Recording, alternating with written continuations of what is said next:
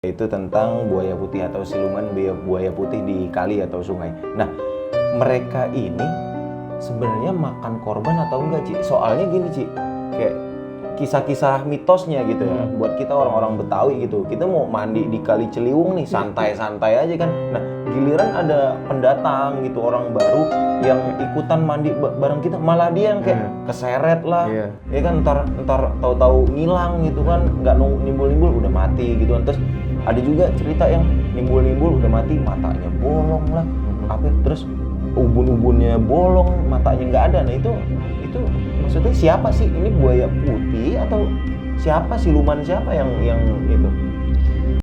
Assalamualaikum warahmatullahi wabarakatuh. Kami ucapkan terima kasih kepada para sobat Dua Mata Jidul yang telah mendukung keberadaan channel kami ini. Dan jangan lupa untuk share, like, subscribe, dan juga jangan lupa untuk membunyikan lonceng agar kalian tidak ketinggalan video terbaru dari kami. Untuk para sobat yang mengalami gangguan non-fisik dapat menghubungi kami di kontak bawah ini. Terima kasih. Assalamualaikum warahmatullahi wabarakatuh.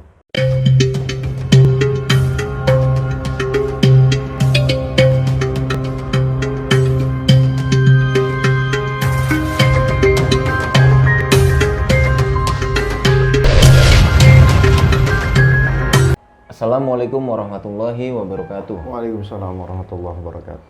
Selamat datang kembali di channel kami Dua Mata Jidul, anti tipu daya bangsa jin. Oke. Pada kesempatan kali ini kami akan membahas suatu topik yang di lingkungan masyarakat, khususnya di Indonesia ya, karena di Indonesia ini kan tempatnya ada daratan, ada lautan, ada sungai, ada kali gitu. Nah, ini kita ingin membahas tentang topik buaya putih. Nah, ini buaya putih ini, dia ini mitos atau fakta, Ci? Karena kan masyarakat dari dulu kayaknya dari turun-temurun lah ya, ibaratnya turun-temurun tuh, lu jangan main di kali, lu ada buaya buntung, lu ada buaya putih, lu ada buaya apalah gitu ibaratnya. Nah, lu bisa jelasin nggak sih, Ci? Kalau istilahnya yang namanya sungai itu pasti ada buayanya, walaupun istilahnya mau buaya siluman, mau buaya bener, itu pasti ada buaya. Tapi kan kita akan ngobrol-ngobrol masalah buaya putih ya. Nah, ini keberadaan buaya putih itu bener apa enggak gitu. Nah, yang kita tahu turun-temurun istilahnya dari orang-orang tua kita, kakek kita. Nah, itu dibilang bahwasanya buaya putih itu ada di tiap sungai dan keberadaannya jarang dilihat orang. Jadi dia akan muncul di saat-saat tertentu untuk waktu atau zaman dulu. Kalau waktu sekarang atau zaman sekarang, ya kan, dia nggak akan muncul mewujudkan dirinya, itu hal yang tidak mungkin. Kenapa? Pertanyaannya kenapa? Dia dulu sering muncul, sekarang enggak? Jadi kalau dilihat kenapa dulu dia bisa muncul, sekarang nggak bisa muncul, ya. Nah, kita lihat dari situasi dan kondisi zaman dulu, ya kan? Nah, logikanya situasi kondisi zaman dulu sama zaman sekarang beda jelas. Maksudnya dulu lebih sepi gitu. Nah, dia dulu, ya kan, bantaran kali atau daerah-daerah pinggir kali aja dulu nggak ada rumah, ya kan, nggak ada rumah. Nah, rumah itu adanya di tengah-tengah kampung. Jadi jarak antara kampung dengan sungai atau kali itu agak jauh ya? Agak jauh. Bisa jadi dia misalnya 1 kilo itu paling jauh, paling deket itu 500 meter. Jadi untuk buaya putih ini menampakkan dirinya itu pada zaman dahulu itu sangat memungkinkan. Kalau sekarang enggak bakalan. Mau pakai syarat apapun dia nggak bakalan gitu. Lu ngomong syarat, berarti ini buaya ini siluman nih? Apa gimana nih? Ya kan namanya istilahnya setiap sungai itu ada penunggunya. Nah, yang namanya sungai, ya kan air.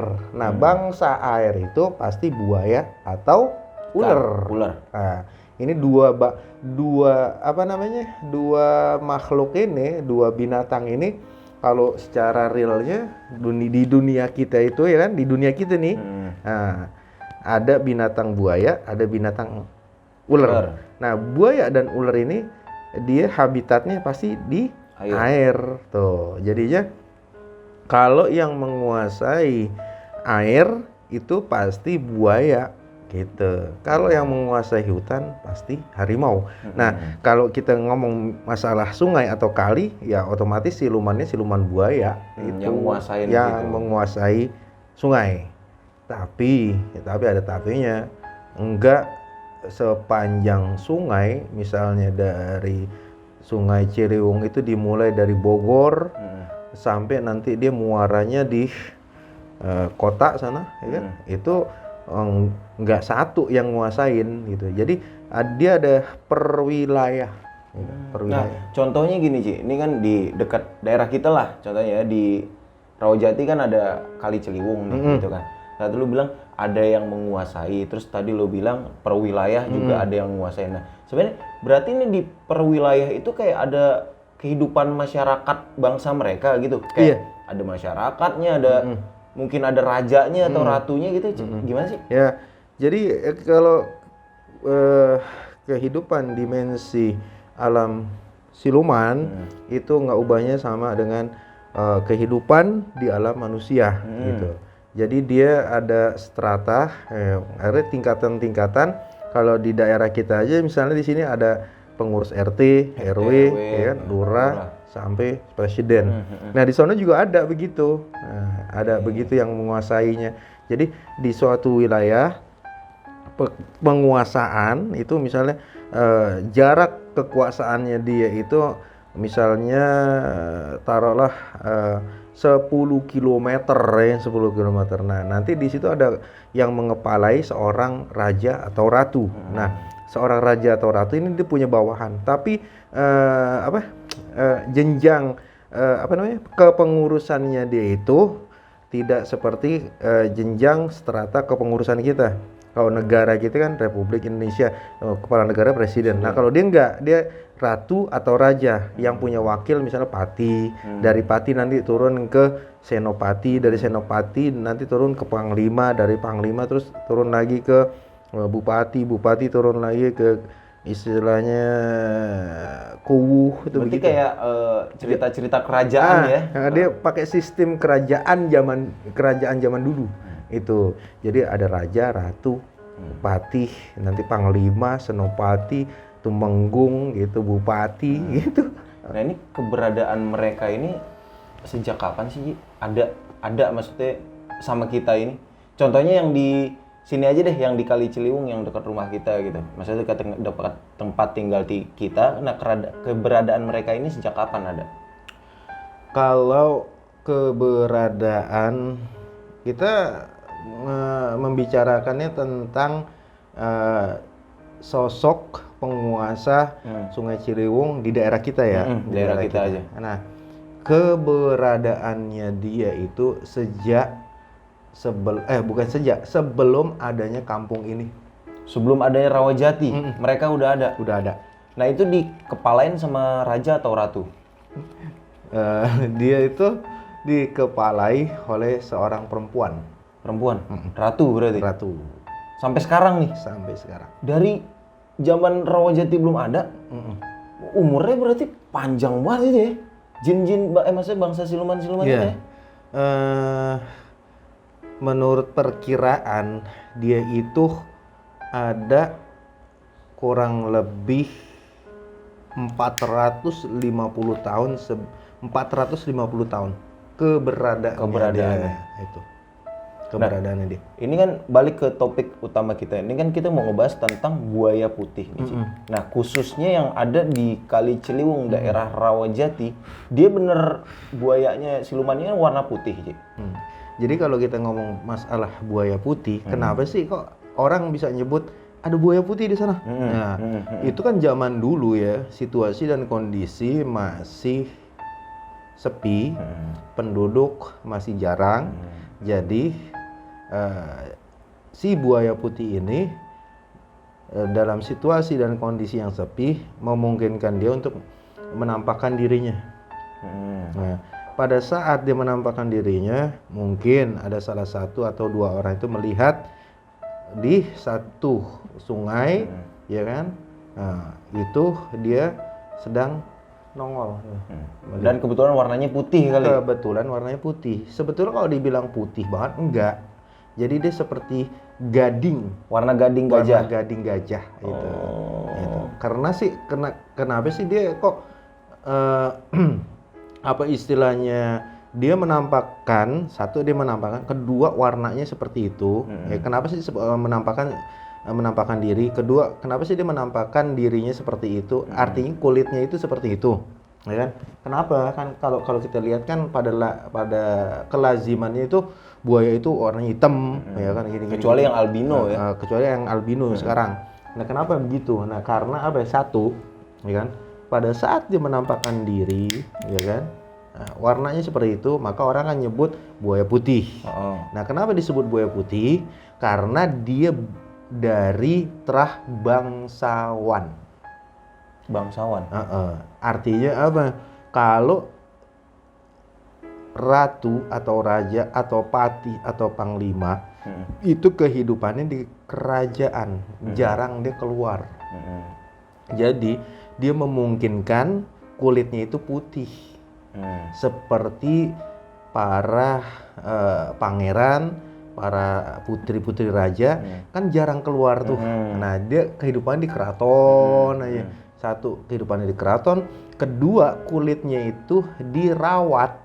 Jadi kalau di dalam dunia kita itu para pangeran dan para putri raja kulitnya bagus-bagus, bersih-bersih, ya karena satu dia jarang keluar, kedua kulitnya diurus. Nah, nggak ubahnya sih mereka juga begitu. Berarti yang orang mesti bilang, jangan main di kali lo, ada buaya putih. Mungkin yang dulu pernah dilihat sama orang dulu, mungkin yang pas dilihat si kaum bangsawan ini ya, si buaya, siluman buayanya ini ya. Entah itu ratunya kah, atau temengungnya atau siapanya atau gitu. itu. Tapi kalau ratu dia jarang menampakkan diri. Kalau si ratunya dalam bentuk buaya atau dalam perwujudan dia masuk ke dimensi manusia dalam bentuk manusia, itu jarang banget. Jarang. Jadi dia bisa berubah-ubah nih, Cik. Ya kalau orang-orang yang sakti, istilahnya orang yang bisa berbicara, orang yang bisa melihat, orang yang sudah tarapannya bisa meraga sukma, itu akan bisa melihat perwujudan dia dalam bentuk manusia. Itu. Tapi kalau misalkan orang itu orang awam kayak kita, nah kita akan melihat buaya siluman ini, khususnya yang putih-putih itu ya dalam bentuk wujud buaya. Kalau gue mungkin awam, Cik, tapi kayaknya lu nggak awam dah. Nggak, karena gue sering nanya kan, dalam artian gue nanya apa, lu jawab seperti ini, gue nanya apa, lu jawab seperti ini. Sebenarnya sumber jawaban lu itu dari mana sih, Cik? Ada dua sumber ya. Pertama, saat kita tidak tahu apa-apa, kita cari tahu dari cerita, dari kisah-kisah orang zaman dulu. Yang keduanya, sumbernya setelah kita menuntut suatu ilmu pengetahuan, ya kan? Nah, kita akan sinkronisasi itu dari sumber cerita orang-orang dulu dengan ilmu yang kita dapat, pengetahuan yang kita dapat. Kita sinkronin, maksudnya kita jadiin satu. Bener nggak sih si buaya putih ini keberadaannya ada di sungai-sungai gitu. Nah, setelah kita telusuri, ya kita lihat, dalam artian lihat dengan mata batin. Nah, kita bisa lihat dengan mata batin. Nah, kita bisa ngobrol, ya kan? Nah, lalu disitulah kita akan minta kepastian dari si penunggu sungai itu. Ya. Satu yang tadi dibilang, kenapa sih kok timbulnya buaya putih? Nah, itu jawaban dari dia sebenarnya. Jadi ketika kita udah bisa mata batin, kita bisa interaksi sama dia. Bisa interaksi langsung.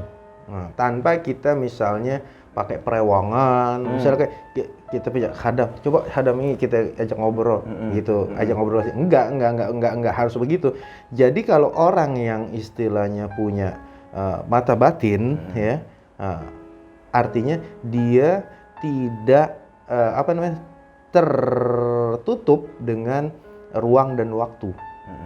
Kapanpun dia mau ngobrol sama makhluk gaib, jadi bisa aja. Di saat dia nggak mau ngobrol, ngapain ngobrol kan gitu? Ya udah, jadi kayak orang biasa aja. Orang yang punya mata batin itu kayak orang goblok, kayak orang tolol. Kalau nggak ditanya dia nggak jawab. Nggak bakal mau jawab ya? Nggak bakal jawab. Dan nah, istilahnya dia orangnya nggak mau ngarang-ngarang. Dia akan cerita berdasarkan pinutur dari sumbernya langsung. Itu. Nggak ngada. Jadi misalnya kita umurnya itu 30 tahun. Kita udah dengar cerita-cerita kisah buaya putih, ya kan? Misalnya udah 25 tahun. Nah, 5 tahunnya kita belajar bergelut dengan ilmu kebatinan yang bisa membuka mata batin kita. Nah, dan kita harus langsung ngobrol ke dia. Langsung tanya, bener nggak nih? Dulu orang tua ini dulu cerita begini. Nanti keselip ada sesuatu yang salah, dia akan senyum, ketawa. Itu kata siapa? Gitu. Itu nggak bener adanya. Pasti nanti dijelasin. Dijelasin. Itu. Berarti sumber maksudnya semua jawaban yang lu jawab ke kita, maksudnya ke gue atau Pandi selama ini, yaitu tadi berdasarkan pengalaman yang lu dapat dan berdasarkan informasi yang lu cari juga dan berdasarkan apa yang lu baca gitu ya. Apa yang pernah dibaca, apa yang pernah didengar dari cerita-cerita orang tua dulu. Nah, nanti digabungin dengan istilahnya kita nanya langsung dengan yang bersangkutan. Itu pasti nanti kesalahannya tidak terlalu fatal.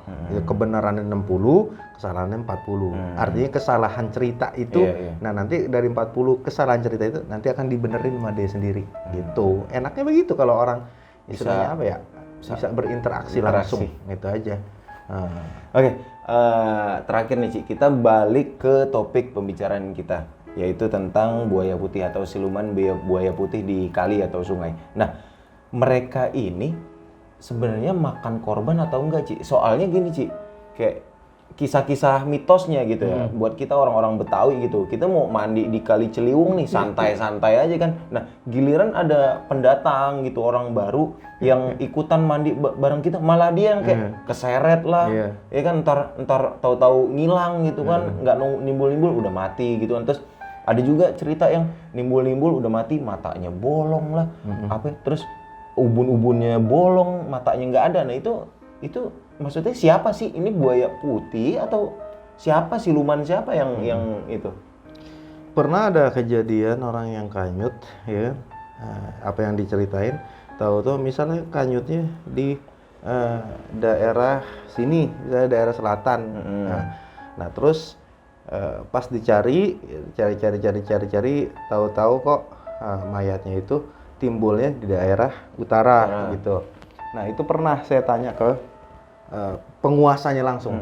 Saya tanya gini, berhubung yang menguasai Sungai Ciliwung di daerah Rawajati ini seorang ratu, jadi saya tanya, Ratu, saya mau tanya, kemarin seminggu yang lalu ada kejadian seorang anak yang berumur kurang lebih di atas 10 tahun, di bawah 15 tahun.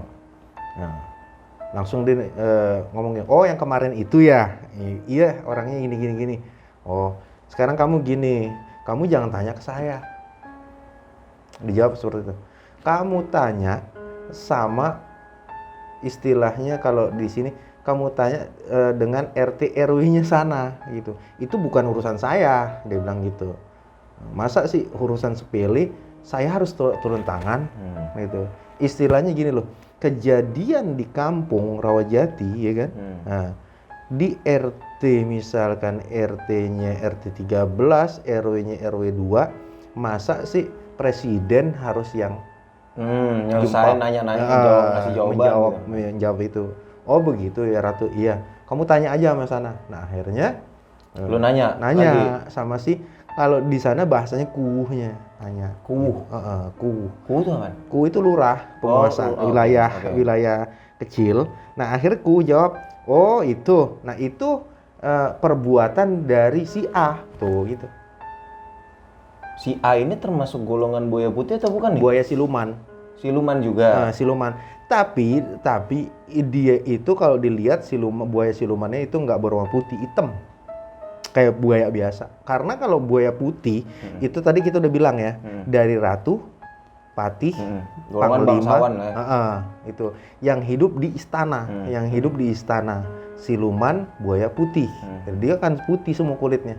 Tapi kalau misalnya kayak istilahnya udah taraf wali kota, camat, lurah, terus RT, RW, ya hitam semua. Itu gitu. Perbedaannya. Apalagi yang warga-warga biasa ya. Misalnya ada buaya siluman nongol, tapi warnanya hitam. Nah itu bukan bangsa dari keraton atau kerajaan, bukan. Itu dari bangsa, misalnya bupati lah, misalnya lurah itu. Nah pas saya tanya sama si kuuhnya ini, wah itu emang dia sering itu ngambil orang buat istilahnya jadi pengikutnya dia. Loh, dia jabatannya preman di sini. Tuh gitu. Preman ya? Bayangin tuh, ada preman juga. Preman gitu. Nah, langsung balik lagi ke ratu. Ratu ini, iya emang itu tuh. Itu dia orang jahat gitu dibilang. Makhluk yang jahat. Jadi siluman penunggu sungai, muara atau apapun, dia bisa makan korban berarti ya? Iya, tapi bukan dari bangsa penguasa. Sebenarnya ratu nih ngambil korban, enggak. Pasti yang kayak preman-preman gitu. Yang brengsek-brengseknya itulah. Contohnya sih kayak kita di sini kan ada aja preman yang nongkrong di ujung gang, misalnya ada 5 orang ya kan, rese gitu. Ntar tahu-tahu orang-orang kos-kosan dipalakin terus jadi pengikutnya dia gitu, sama. Modelnya kayak begitu. Kalau ditanya sama tanya sama ya itu di premannya gitu. Sih ya ketawa aja. Oh, di bangsa ini juga ada beginiannya. Ya iyalah, sama kehidupan manusia gitu dijawab. Oke, mungkin cukup jelas ya untuk pembicaraan tentang siluman buaya putih, khususnya di Kampung Rawajati ya, di Kali Ciliwung, maksudnya Kali Ciliwung, Kampung Rawajati. Jadi sebenarnya emang siluman buaya putih ini beneran ada gitu kan? Keberadaannya beneran ada. Cuman kalau dari golongan yang penguasa, mereka nggak akan makan korban. Yang mau ngambil korban justru malah dari golongan rakyat biasa ataupun preman di daerah situ. Mungkin seperti itu, Ci ya? Iya. Buat para penonton kita, jika ada pertanyaan terkait siluman buaya, boleh langsung nanti tanya aja di komentar di bawah. Buat tema kali ini cukup sampai di sini dulu. Terima kasih buat para penonton kita. Jangan lupa dukung terus channel kita dengan cara subscribe, like, dan komen. Dan juga jangan lupa share ke teman-teman kalian. Saya Restu. Saya Jidul. Wassalamualaikum warahmatullahi wabarakatuh. Waalaikumsalam warahmatullahi wabarakatuh.